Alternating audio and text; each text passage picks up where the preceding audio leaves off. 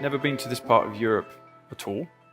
Actually, my mother recently did a DNA test, one of these DNA tests you can do to just find out where your ancestry comes from. And she found that most of her ancestry was English, which we expected. But among other things, she discovered that 8% of her ancestry was Baltic, which means that 4% of me is glad to be home. So there you go, you learn something new every day. So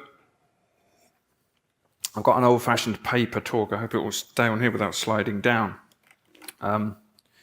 Since I came to talk about Huxley and machines and Brave New World and things, I thought I'd do it the old-fashioned way and write it down. So I'm not an expert on Huxley at all, but I am a writer who's read him.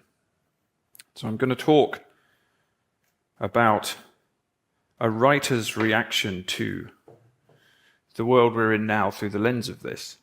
Because for most of my life, I have been, in my fiction and my non-fiction, writing about particularly the themes that Huxley's talking about in his famous books, Brave New World, and the follow-up to that.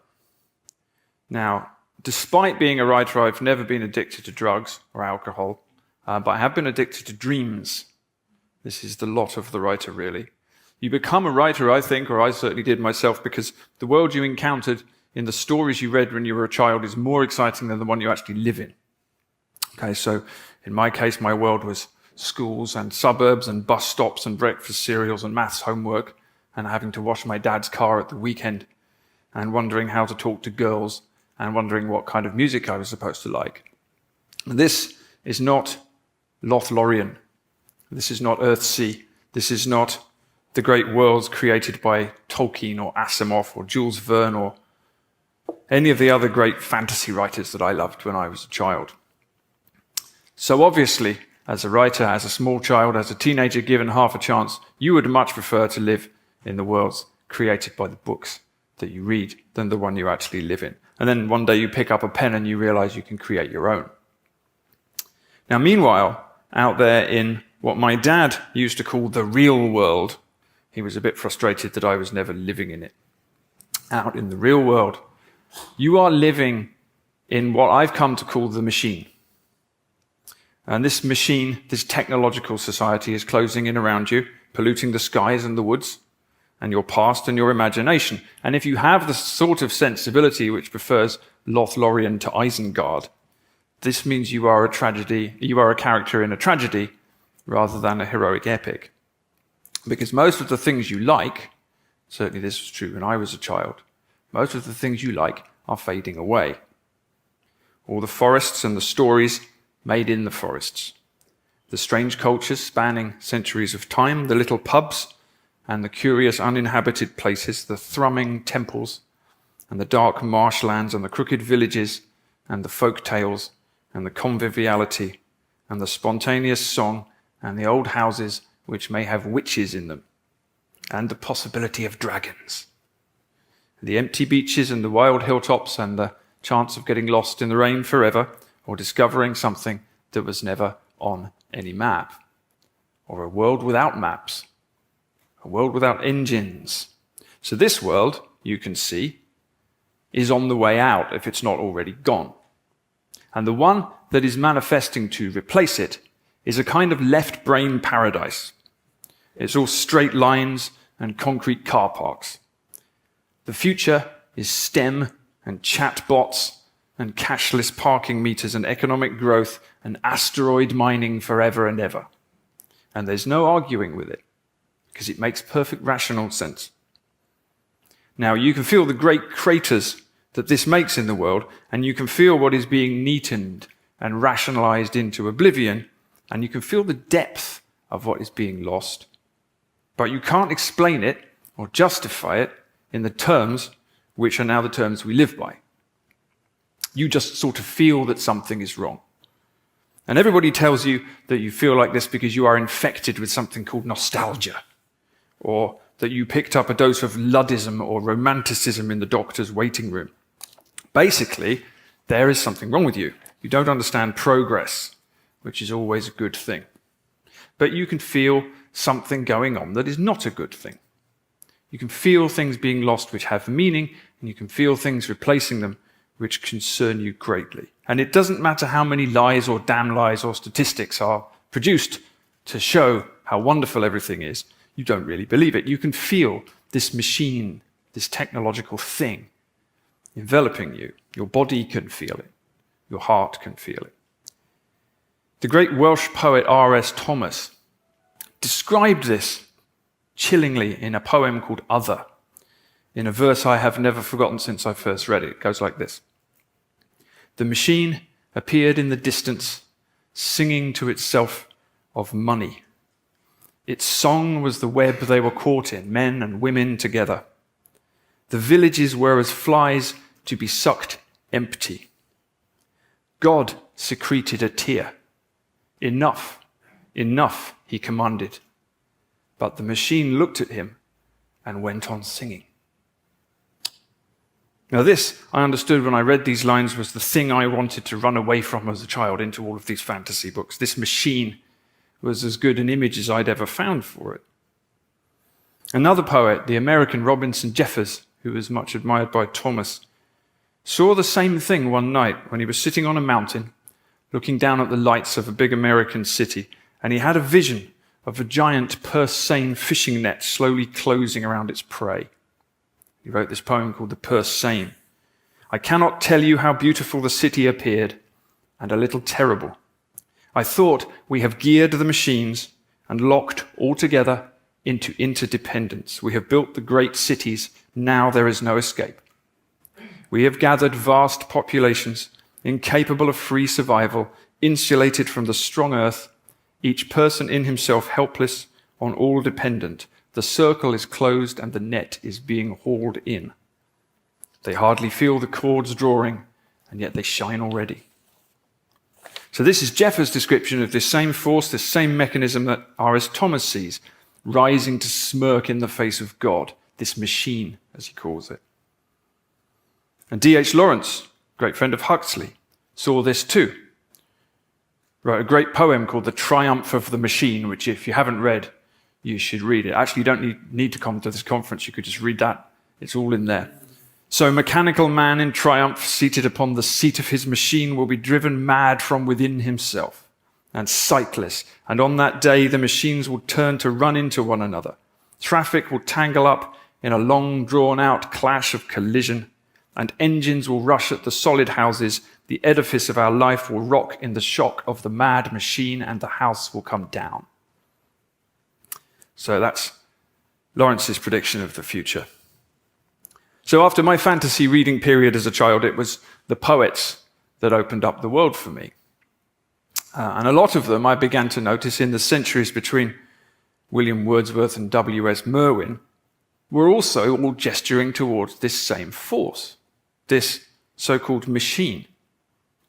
And then later I find that the novelists, for supposed grown-ups, had been writing about it as well for a long time. Mary Shelley, Yevgeny Zamyatin, George Orwell, E.M. Forster, Ursula Le Guin, hundreds of them actually.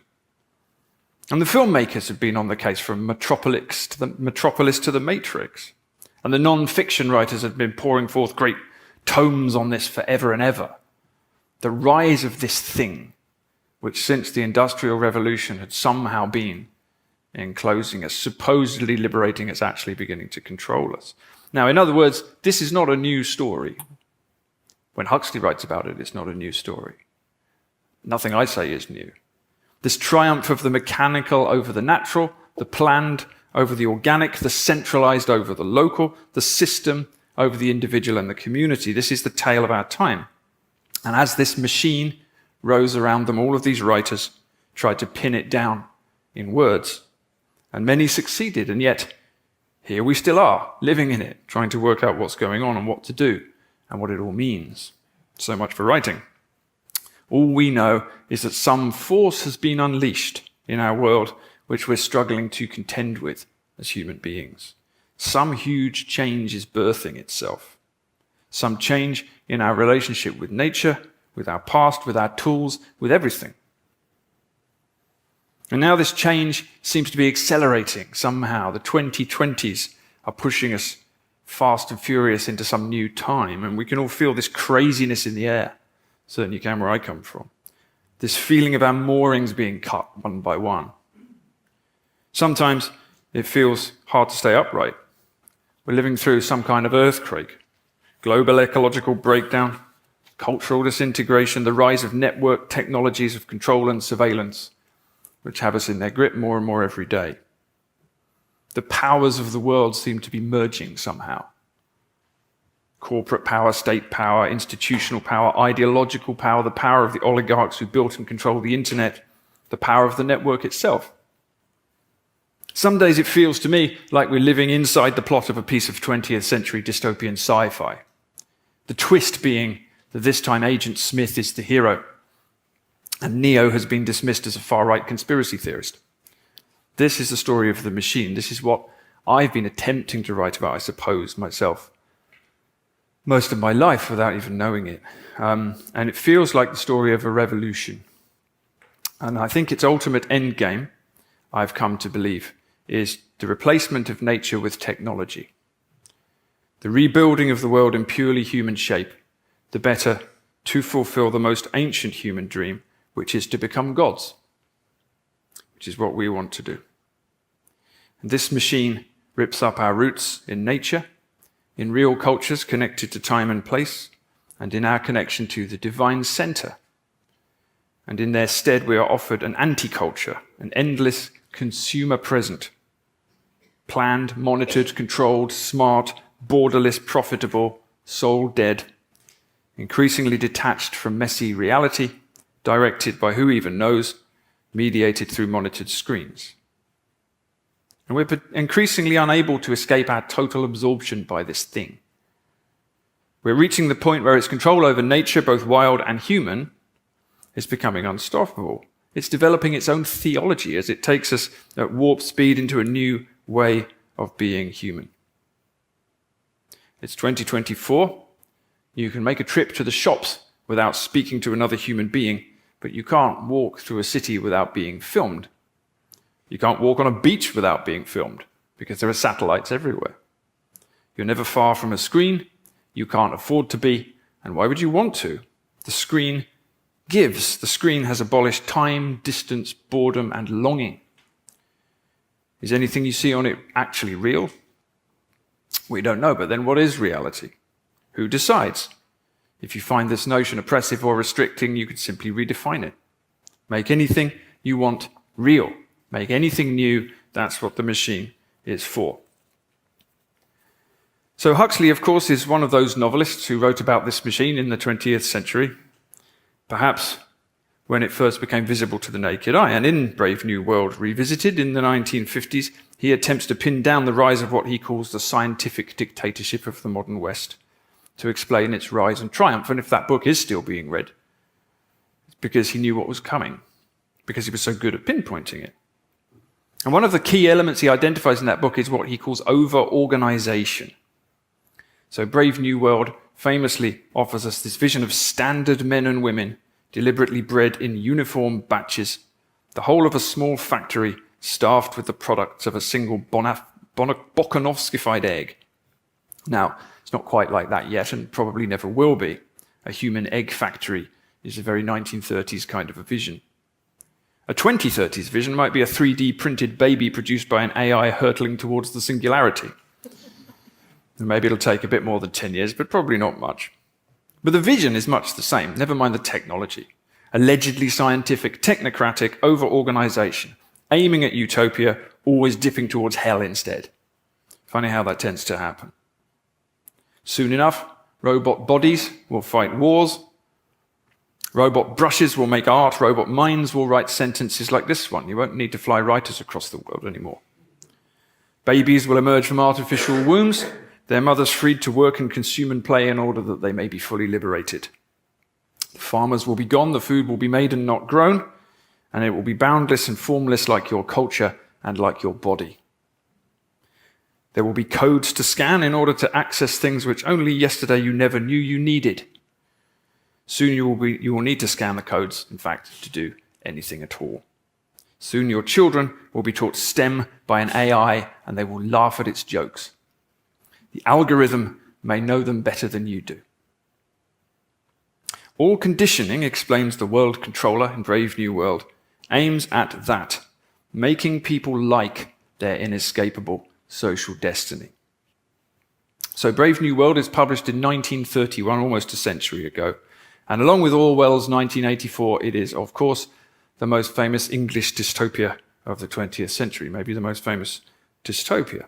And both books envisage an oppressive future of big government, high-tech surveillance, and the intimate management and control of mass populations.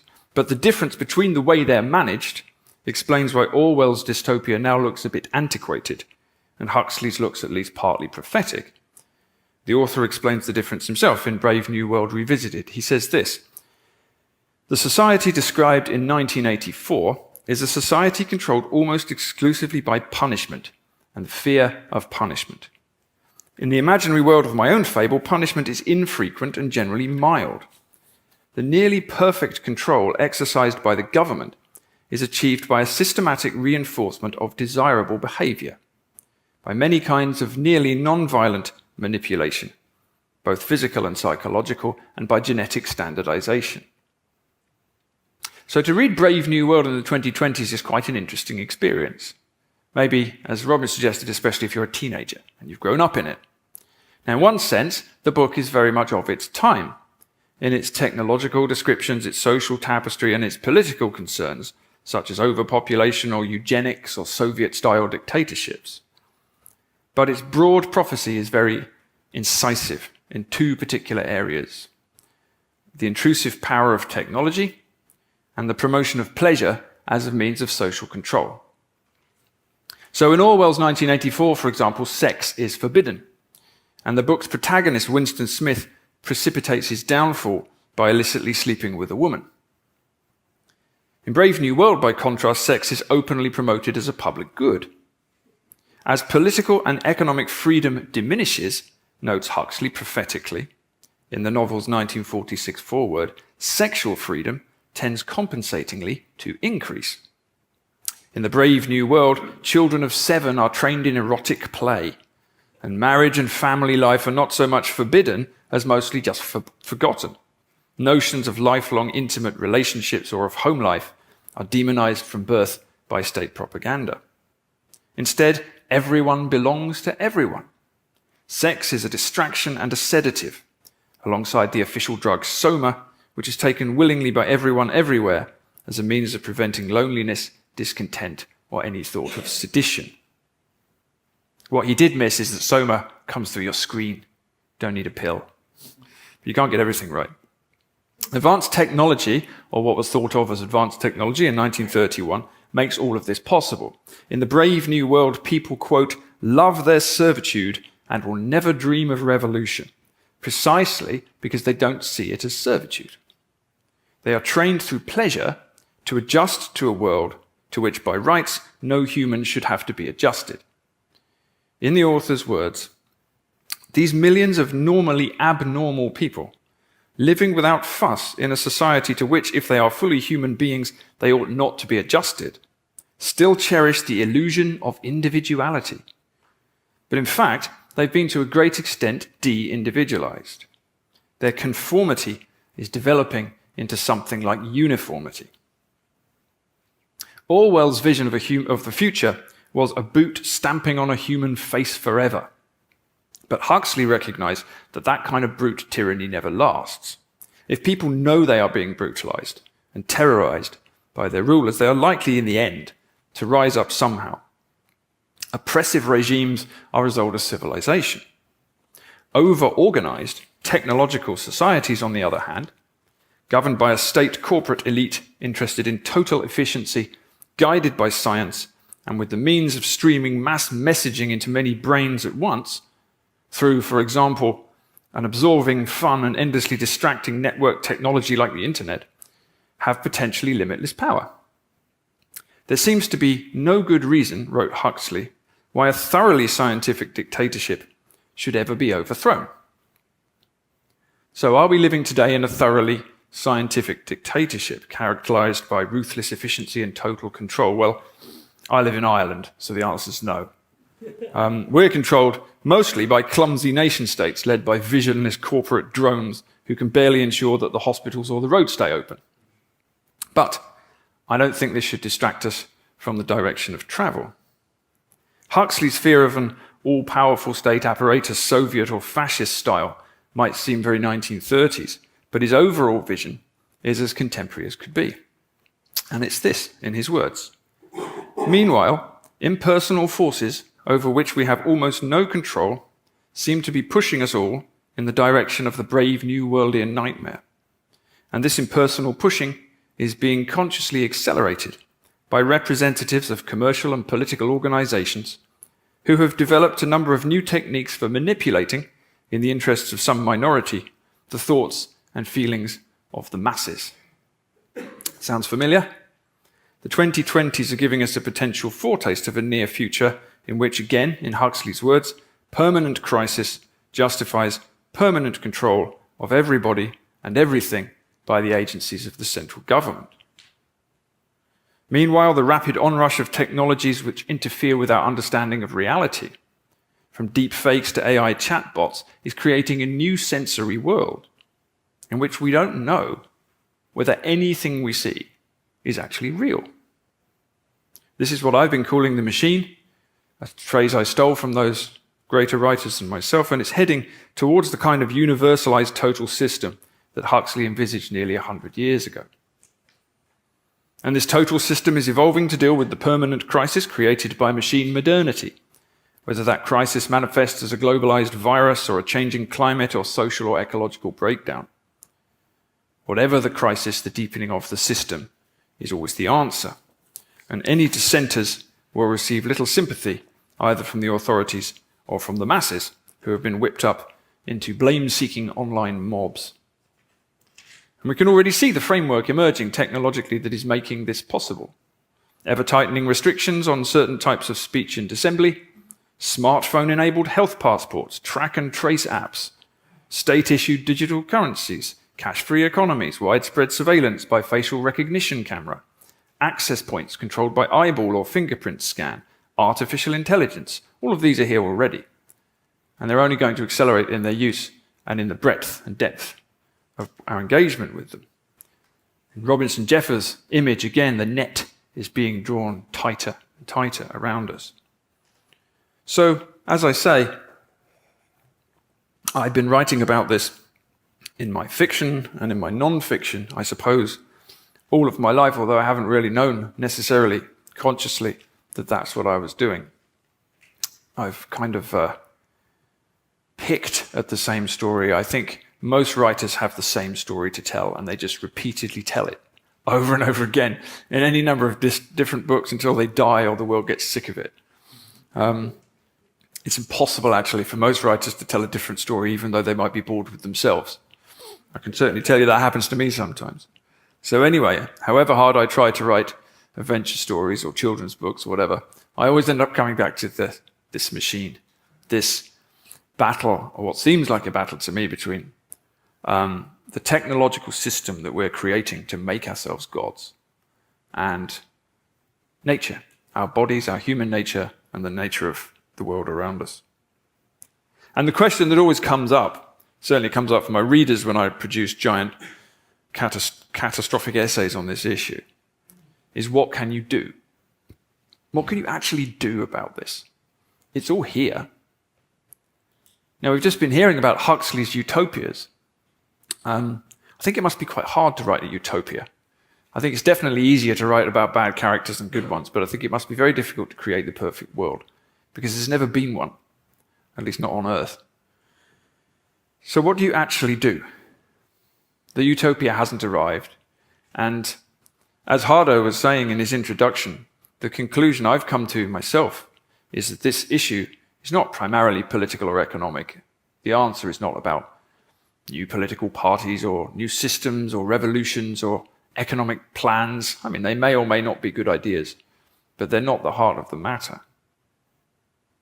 So if you did want to act on this knowledge, on this really fundamentally ancient prophecy, which stems at least, if not very much further back, at least to the beginning of the Industrial Revolution, this prophecy of the rise of this thing which ultimately will supplant us, What would you actually do about it? By the way, just as an aside, if you read, as I have done, and engage with the work of a lot of the people in Silicon Valley who are creating these technologies, they have a very clear philosophy. They're not just mucking around with computers. They're engaged in something which is almost theological. They're very clear about what they're doing. And I wrote a whole essay about this, actually, but there's a lot of phrases they use. They say things like, we are building God, or we are making God. There's a man called Ray Kurzweil, some of you will probably have heard of, great theologian of the Silicon future. He's actually the head of engineering at Google at the moment, so he has a big influence on your lives whether you know it or not. And somebody once asked Ray Kurzweil, do you think God exists? And Kurzweil said, not yet. Okay? So that's what's going on. This is not a paranoid conspiracy theory. They're very open about this. Ray Kurzweil is very famous for his theory of the singularity by which humans will merge with machines and create a greater species which ultimately will replace us. But that'll be okay because whatever replaces us, which will contain some of us somehow, will become immortal and universal. It's a theology. It's a silicon theology. Draws on a lot of Christian ideas. But this time it's not God who is the creator, it's us. So this is where we are. This is where we're going. And everybody's very open about it. So what do you do about this? If you want to act on this knowledge, on this old prophecy. So Huxley asks this question in Brave New World Revisited, and he goes right for the jugular. He says, at this point, we find ourselves confronted by a very disquieting question. Do we really wish to act upon our knowledge? Does a majority of the population think it worthwhile to take a good deal of trouble in order to halt and, if possible, reverse the current drift toward totalitarian control of everything? It's a good question. It's worth thinking, actually, about what that might look like. If you wanted to reverse it, what would it look like? There's at least 2 novels I know of which have engaged with that. One of them is Erewhon by Samuel Butler, which is a 19th century English novel, and it's, again, a sort of semi-utopian novel, but in Erewhon, the title is the word nowhere reversed. Nowhere being the literal meaning of utopia. And in Erewhon, people have decided that the direction of technological society is so dangerous that they have to destroy the machines. But then they're faced with the question of what machines they should destroy. Because obviously it's difficult to live without any tools. How far do you go back? Do you have to destroy spades and digging sticks? What do you do? So what they do is they choose a slightly random year. I think it's like 1840 or something. And they destroy all the machines made after that year. And then they simply refuse to develop any type of machinery that is more advanced than what existed before that. So that's Samuel Butler's vision. And the other novel I can think of that engages with this is the one that's just been made into a couple of quite good films, which is Dune. And in Dune, there is what is called a Butlerian jihad, specifically named after Samuel Butler's novel. And the Butlerian jihad is a jihad against the technological society.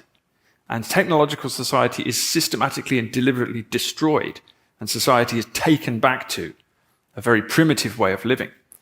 So the Butlerian jihad is the backdrop to this world of Dune. It's not an undeveloped world, it's a world that's deliberately de-developed, because it decided that that was safer. Oh, these lights are interesting, aren't they? Every time I give a talk about the machine, the technology goes wrong. This is true. This is true. I can give you a lot of examples of this. I was on the flight yesterday, and apart from missing the flight, my computer completely crashed, and my hard disk is gone. Everything's gone. This always happens to me. So it shows me I'm on the right track. So anyway, so Huxley asks, do we really want to act on our knowledge? And I think the answer is no. We do not want to act on our knowledge. As I say, I was at the airport yesterday and on the plane, and given half a chance, everybody is just doing this all the time. Everybody just gets their phones out. I mean, you can literally walk around the airport and in Helsinki, which, by the way, is the quietest airport I've ever been in. If you come from Britain or Ireland, where everyone's just noisy and rude, this part of the world's very nice, especially if you're a writer, because everyone's quiet. So amazing. But they're all doing that. Everyone is just doing that all the time, everywhere in the world. So do people want to stop doing that? Well, they're doing it out of choice. We don't have to do this, but we do it. So probably most of us don't really wish to act. There's not a lot of appetite for a Butlerian jihad, unfortunately, not yet. not least because of the very premise that Huxley himself put into the core of his novel, which is that control disguised as pleasure doesn't look like control. Control disguised as pleasure doesn't look like control. So your Amazon Alexa might be recording your private conversations, and your smartphone might be tracking all of your movements. And that company that traced my mum's family ancestry might now have all of our genetic codes in their database. And that convenient card purchase, which seems to be everywhere now, might be walking you towards a Chinese-style social credit system. And that fun session with ChatGPT might be giving rise to a sentient algorithm, but whatever, right? It's fun, and it's easy, and I'm busy, and everyone else is doing it, so what's the fuss about? It's fun, it's easy, it's progress. Think of the potential, there's no stopping it. You should probably calm down anyway, you're starting to sound like a conspiracy theorist. So we're not going to change the direction of travel through some uprising of the people or some mass movement or concerted mass action. I don't see a Butlerian jihad on the horizon. And until you've had the Butlerian jihad, you can't create the utopian island unless you literally go and live on an island, and even then, Jeff Bezos' satellites can photograph you from the sky. So there's no getting away from it. Wherever you go now, the remotest island, there'll be a Wi-Fi signal, guaranteed. The total system can't be overthrown because, like the Hydra, it has heads everywhere. It doesn't really have a heart, doesn't have a central head. And because we see it everywhere, and because whisper it, we like it. We like it. So setting yourself up against it directly would be like standing in front of a tank. It would just roll over you without even noticing. Now, that's not to say that the total system, if that's what's emerging, the machine, will last forever. I don't think so. Nothing ever does. This machine, this technological society, is very, very, very new.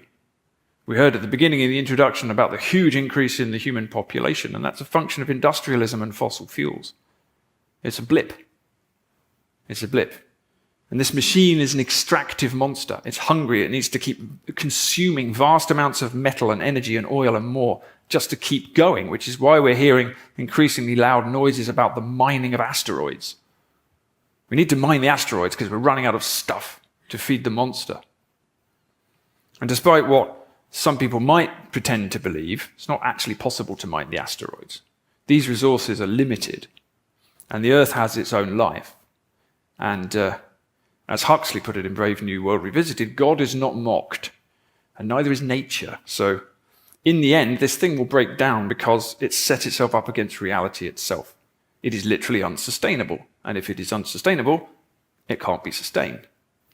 It will fail because it's built on a false understanding of reality. But in the meantime, we're all living in it. And this vision that Huxley had is here, really. And it's accelerating. He recognized that it was here in the 1960s. Sounds like the teenagers today certainly recognize that it's here. So our culture's attempts to save progress from its own inbuilt contradictions are becoming more and more desperate. And as they do that, we can expect the system to clamp down more brutally, to become more tightly controlling. The more things break down, the more control you need to keep the thing going, which of course is also the story of how the system developed in Brave New World. There was a choice, one character tells his audience in Brave New World, explaining how the world state came about. There was a choice between world control and destruction. This is what he says: the machine turns and must keep on turning forever. It is death if it stands still. 1,000 million scrabbled the crust of the earth. The wheels began to turn. In 150 years, there were 2,000 million. Stop all the wheels. In 150 weeks, there are only once more 1,000 million. 1,000 men and women have starved to death. So there's always a crisis to justify the tightening of the system. And if anyone complains, there is the spectre of collapse and mass misery to fall back on. And how much mass misery would there be if the world's electricity just turned off tomorrow? Quite a lot. So the system must endure whatever the costs. Once you have, as Jeff has put it, built the great cities, there is no escape. Without the machine, billions will starve. Without the machine, the planet will die. when the choice is presented in this way, there isn't really a choice at all. So again, the question, what do you do? Can't turn it off, really. So I've been asked this question, as I say, a lot over the years, and if an obsession with this question led to an ability to solve it, I would have sorted it out. But I haven't. I've come to think instead that the question is a bit misguided. In the face of this Huxleyan total system, the question, what can we do, is not really the right one. The question I prefer is, where is the escape hatch? Hey, where is the escape hatch? Now, in Brave New World, the counterpoint to the world state is the savage reservation. Now, this is inspired by D.H. Lawrence, Huxley's friend, and he went off to New Mexico, where Lawrence had fled, and he drew on what he saw there to paint a picture of an as-yet free area of humans living outside the controlled and monitored pleasure dome of the world state. And in the savage reservation, people still breed, still marry, still get sick and die. And interestingly, the section of the book which describes this, I think, is the best section of the book. It's where the writing really comes alive. Much of the rest of Brave New World reads like journalism or philosophical debate, but the New Mexico chapters are real writing. And I think it's because Huxley is writing about imperfection, again. He's writing about something he's seen. Now, the savage reservation is not romanticized. There's sickness there, there's early death, there's racism, there's exile, there's mob punishment, there's sacrifices to strange gods. But there's also love and wild nature and companionship and ritual and starlight in the wild places at night under heaven's dome. But all of it is fenced in. It's all fenced in. To touch the fence, says the warden, is instant death. There is no escape from a savage reservation. The world state can't contain anything unpredictable, which is why its denizens must be correctly bred and trained. The outside still exists, the wild places and the wild people, but the fence has to be guarded and electrified. At one point in the novel, the controller, one of 10 who keep the world state running, explains there was once a rebellion against the world state. People worked out that the system required endless consumption in order to function, so they decided to subvert it by refusing to consume. Conscientious objection, he says, on an enormous scale. Anything not to consume, back to nature. The world state dealt with the protesters by shooting them all. This was before it had really perfected control through pleasure. But a movement which refused consumption and embraced limits, explained the controller, presented an existential danger. A love of nature, he says, keeps no factories busy. Simple pleasures generate no profit and no distraction. They're dangerous, as is nature itself. Industrial civilization, says the world controller, is only possible when there's no self-denial. It must pursue self-indulgence up to the very limits imposed by hygiene and economics. Again, I think this is sounding increasingly familiar. And it also has to ensure that people's time is taken up with so much leisure that they have no interest in pursuing anything more meaningful, and for the same reason. Universal happiness, he says, keeps the wheels steadily turning. Truth and beauty can't. As for old obsessions, like religion, that's left to the savages. There is probably a God, thinks the controller, but the system can't allow people to think about it because the disruption and the instability would be too great. So if the Brave New World points us towards the emerging total system, it also points us towards the alternative. The alternative has always been the same.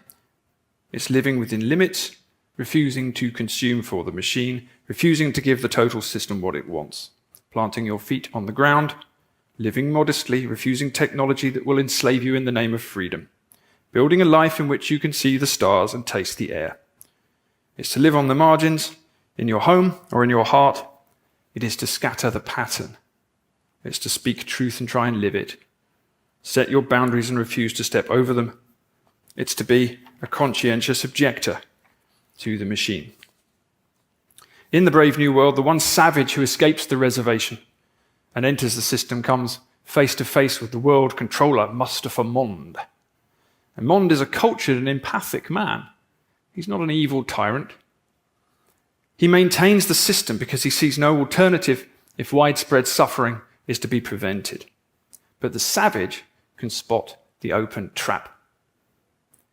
He can see that without suffering, and without limits, there can be no humanity at all. He can see that the only alternative to the world system, which is an eternal slavery built on the fears of the well-intentioned, is to refuse the machine and embrace the mess of being human. And the final conversation, I'll end with this, the final conversation between the savage and the world controller pretty much sums up the whole thing. I don't want comfort, says the savage. I want God. I want poetry. I want real danger. I want freedom. I want goodness. I want sin. In fact, said Mustafa Mond, you're claiming the right to be unhappy. All right then, said the savage defiantly, I'm claiming the right to be unhappy.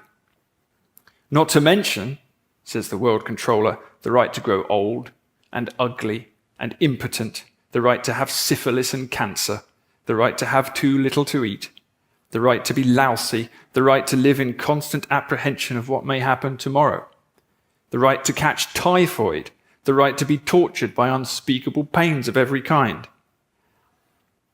There was a long silence. I claim them all, said the savage at last. Mustafa Mond shrugged his shoulders. You're welcome, he said. Thank you.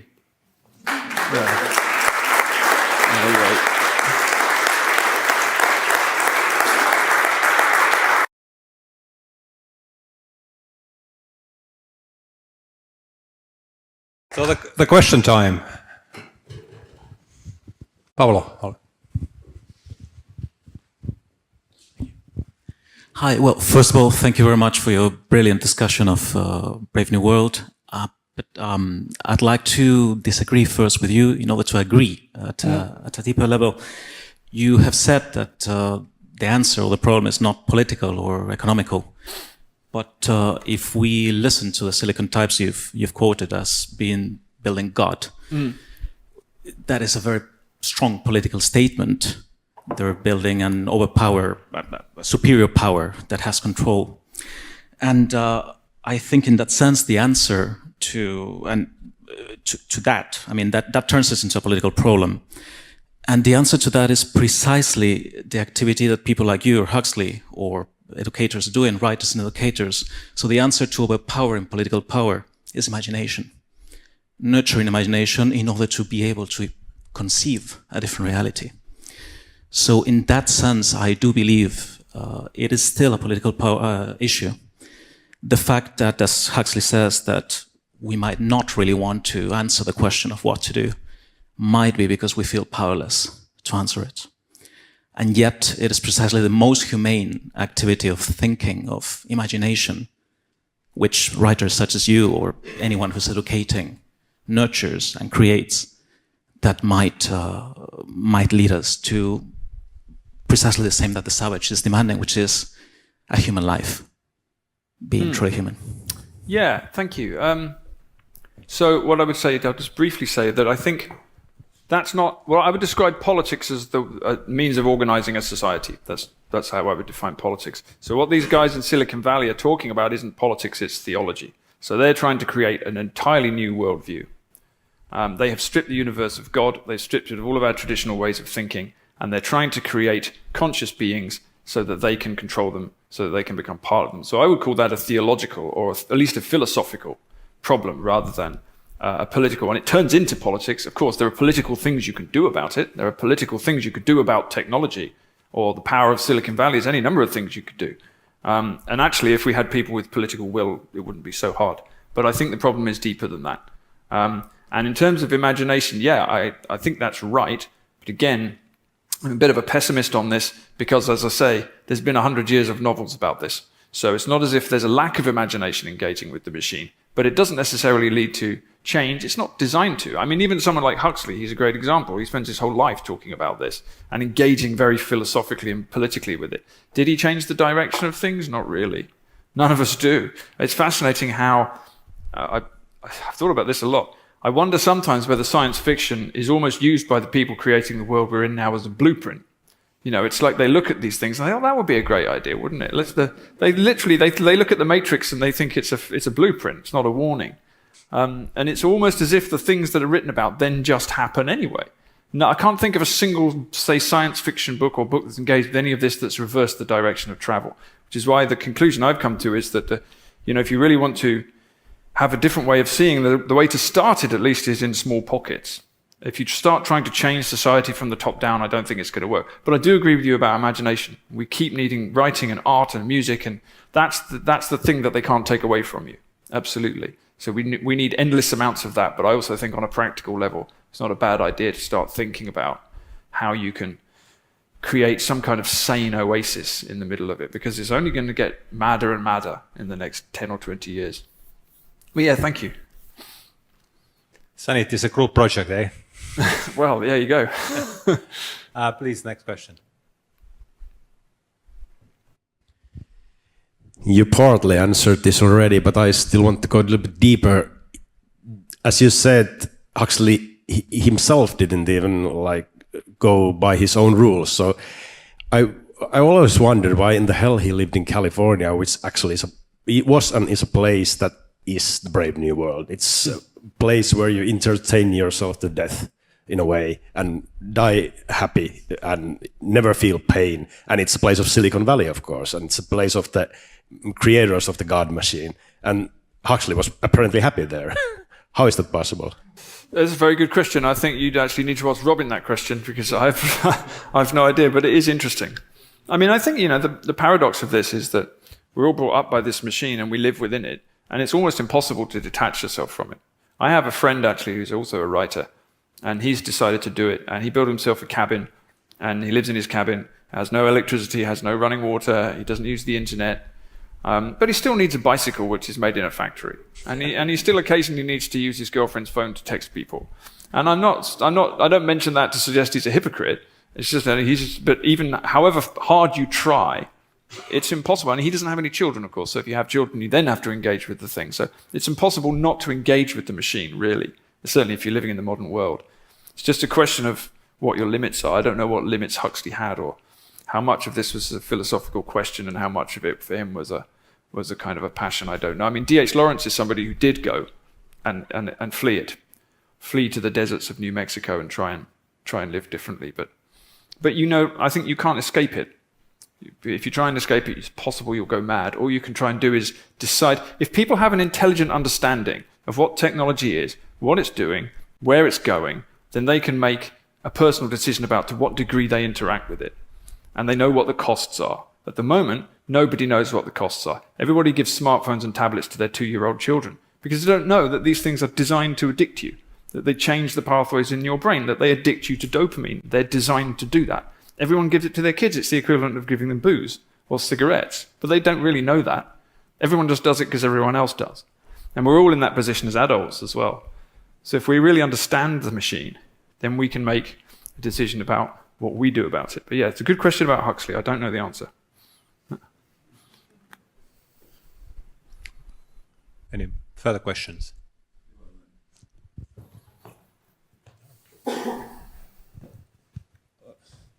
It looks like we are not capable of much of a deep, intelligent thinking collectively. So I don't think our hope would be there. But I think there's somebody said, and we are in a business school, it's economics. And eventually it will come down to the economics.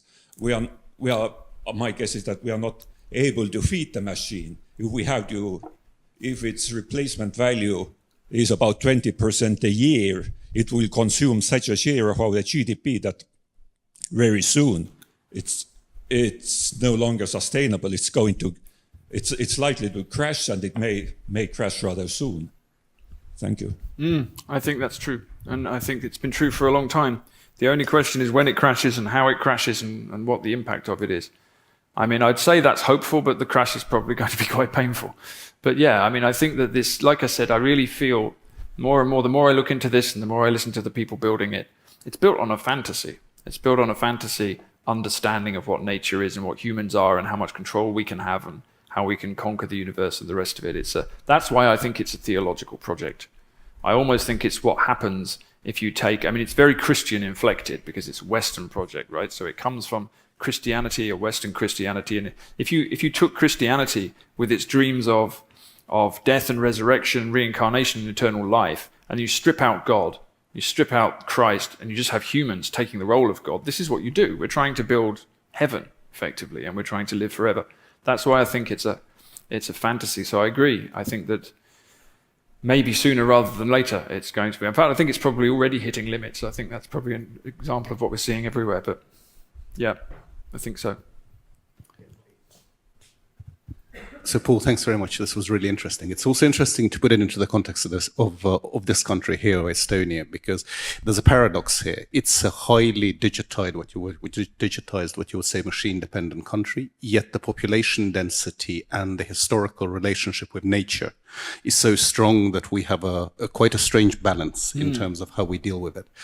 But what I wanted to ask you was a little bit what you were saying about theology, but also about Western Christianity. In effect, is there a theological conversion almost? Because economics and politics, in the end, it all seeks the same thing. It seeks a certain control, coordination of resources towards certain ends in a collective way. But what we have perhaps is not just one machine, but we actually have several machines. So you look at China, the citizens' points, you look at the way in which they deal with social control using IT, it's probably more deep than what we have here at the moment. We have the US model, we have a European model, which I don't really know whether it's a model or not. I think it's more a model on paper rather than something separately. But what happens in a situation where you have some machines which are quite separate from each other, although the theology behind them, I think, is converging largely. And then you have certain societies, you can talk about Russia, or you can talk about India or Latin America, where the means of developing that coordination and control, if you want to say, is not quite as developed. So the methodologies are a little bit different there. But what happens in a system where it's not one hegemonic complete machine, but rather what I would suggest are, at least at the economic and political level, are several machines? Because that might be a fast route to a rather ugly collapse as well, when these machines collide between themselves. Yeah, it's a good question, isn't it? And Huxley's vision is of this great global state, this great world state, which definitely doesn't look like it's on the horizon anytime soon. I think in the 20th century, the vision of the progressives generally was to create that world state. This is what the UN was for, and everyone was going to speak Esperanto, and we were going to have this great global liberal world order of peace, and that didn't come about. So that doesn't look like it's happening. But it's true. That's an interesting question, because it seems to me like everyone's converging on the same technological theology, philosophy, whatever it is. But like you say, there are different political competing polities with each other, and that's not going to change anytime soon. I can't see America and Russia and China all creating a nice world state together, which is probably a good thing in that sense. There's one benefit to that. But it's a good question. It's a good question, because what you do is you introduce geopolitics into the mix, and so you've got competition. For example, the AI thing is very interesting. So you'll all have seen last year, or not, maybe even less than that, there was a call for a moratorium on AI development, and it was signed by the people who were developing AIs. One of the reasons to be frightened of AI is that the people developing it don't think it should be developed and don't really know why it's developing. And a lot of the key people involved in that signed a moratorium and said, we have to have a moratorium now on AI development because we don't know what these things are doing. They're already doing things we don't understand. They're already having conversations we don't know where they're going. They're getting dangerous and we need to stop doing it. And it didn't happen, of course. And the reason it didn't happen was, if we stop developing AI, China will develop AI. And then, therefore, they will get ahead of it. So exactly that. So when you introduce geopolitics and competition into it, you've got an accelerant. Because everyone's just going to keep doing stuff that they know is dangerous. Because it's like the nuclear bomb. It's a good example, right? We had to develop the bomb, otherwise Hitler might have got the bomb. So we had to get the bomb first. It's an arms race.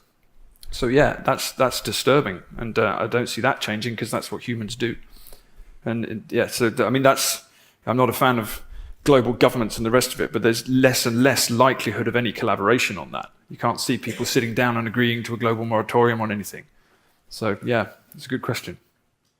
Another reason to be pessimistic, sorry. It's time for lunch.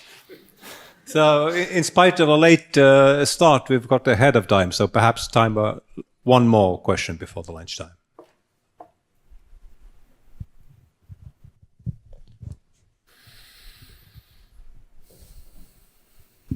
Yes, thank you. By discarding the illusion that we can escape this machine, as you call it. And I fully agree. What are those everyday steps that you make in your life to avoid getting eating up by the machine? It's a good question, and it gets harder all the time. And one of the things I've done is I don't have a smartphone, and neither does anyone else in my family. And we're not going to, and I'm going to just keep going on that one. Never had a smartphone, never had a tablet. I never use AI. I don't have any social media. So I keep things limited in that regard. But I still have, I still have a laptop, and I still have a website, and I still have email, because it's almost impossible to live without them. So my mother-in-law, who actually comes from India, she's an 80-year-old Indian woman living in England, who's recently been forced to buy a tablet because otherwise she can't go to the bank because the bank has closed down. She has to do her banking on the tablet. She's no idea how to use the tablet. So her son's had to teach her how to use it. And as I say, my friend who lives in a cabin off-grid still has to engage sometimes with it. So the steps I've taken, I don't have a smartphone. As I say, I don't do any of those other things. I live in the country. We try and grow as much food as we can. We try and become as self-sufficient as we can. And we don't let our children have any of this tech. We homeschooled our children. Now we send them to a Steiner school where nobody uses screens. They actually use old-fashioned pens, things like that. These are not available to everybody. They're just things we happen to have been able to do. So those are the things I've done. And what I think, what I'm going to do and what I recommend to others is just think about where you draw your lines and then don't walk over the lines. So for example, there's various things I can't do now that I haven't got a smartphone. So I just don't do them. And I just have to be prepared not to do them. And that might get harder and harder and harder. It's already very difficult to get on a plane without one, for example. So these things happen. So you just have to decide what you're prepared to sacrifice. What are you prepared to give up? Because if you want everything, you just have to engage with everything. And if you don't engage with everything, you have to lose things. So that's the way we do it. We try to live as close to nature as we can. We engage with screens as little as possible. I think the big thing I would say to people is if you can throw your smartphone in the sea, well, I would suggest that, but it wouldn't be sustainable, so don't do that. Smash it with a hammer. That would make a big difference, because that particular technology, it shouldn't be called a smartphone, it's a tracking device, and it sits in your pocket, and it's a portal to absolutely everything in the world. And so it's exactly what Huxley told us would come. We can do anything on it, and it's completely addictive. And our whole culture has been radically changed and I think fragmented in about 10 years by these things. And that's without even talking about what's happened to the children. So that's the big thing for me. There are other ones as well, but I would strongly recommend that. And I remember Jaron Lanier, who's one of the Silicon Valley guys who actually these days writes quite anti-technological books because he was a software developer and he could see where it's going. He wrote quite a good manifesto called You Are Not a Gadget, which is worth reading. Somebody said to him, what's the single best thing I could do if I wanted to live a more sustainable life? And he said, get off social media. That's a big deal, right? So where I live in Ireland, within 5 years, 70% of the country's electricity is going to be used by server farms, because Ireland is a kind of digital hub for European companies. So take yourself off social media. It'll probably have as much impact as never getting on a plane. It will also be better for your mental health.